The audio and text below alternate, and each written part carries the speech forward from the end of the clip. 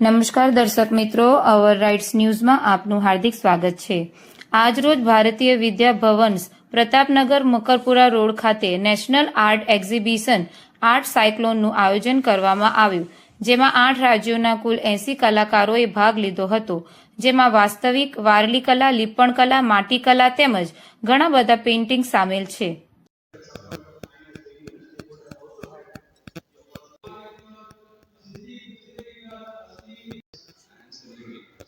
That's what we do. Create something like an artist and we put it to use as engineers. So I think all the artists are there with that kind of things. You hold on to your original and they will come and better than us. You try to mimic it or to not get inspired but actually forget what you have in you. So as an artist, I think this is a trying time. You should actually focus on what you really believe in, what you're really passionate about, and your art should speak of yourself rather than what the market.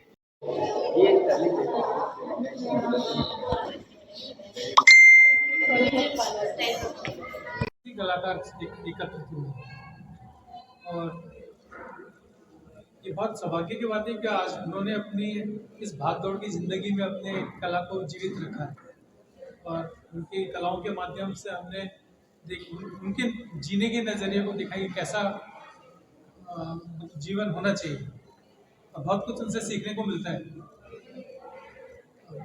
मैं सभी कलाकारों को भवन से स्वागत करता हूँ. City. So we would always encourage more exhibitions like this, which would encourage the new generation to be or take up this talent as a career instead of just where it's hidden as a hobby. True. Thank you all guests. And now I'm requesting to see our exhibition, हमारे painting, हमारे art, and आप सब एक बार देख ले, अच्छे से देखें ताकि हम उसमें से 3 बेस्ट आर्टिस्ट को प्राइज दे सकें. यहाँ इंटरनेशनल आर्ट्स है, इसके बारे में क्या कहना चाहिए?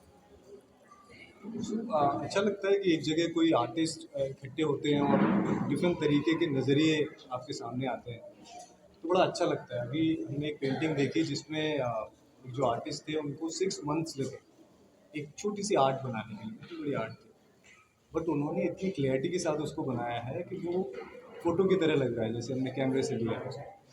तो जब हम उस आर्ट को समझते हैं, उस मेहनत को समझते हैं, तो हमें पता चलता है कि कितना टैलेंट है हमारे हिंदुस्तान के अंदर, जो दुनिया को नहीं पता है.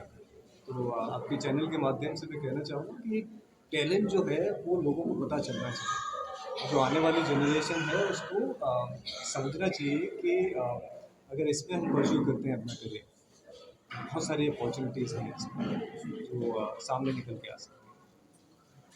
एग्जीबिशन में आज हमने बहुत अलग अलग तरह के आर्टिस्ट को देखा और सही बताऊं तो उनकी कला को देखते हुए उनका नज़रिया इस दुनिया को देखने का एक तरह से पता चलता है और खूबसूरत लगता है जब एक इंसान इतनी मेहनत से, इतने पेशेंस के साथ किसी चीज़ में अपनी लगन लगा के जब उस चीज़ को आपके सामने प्रदर्शित करता है तो वो देखकर खुशी होती है.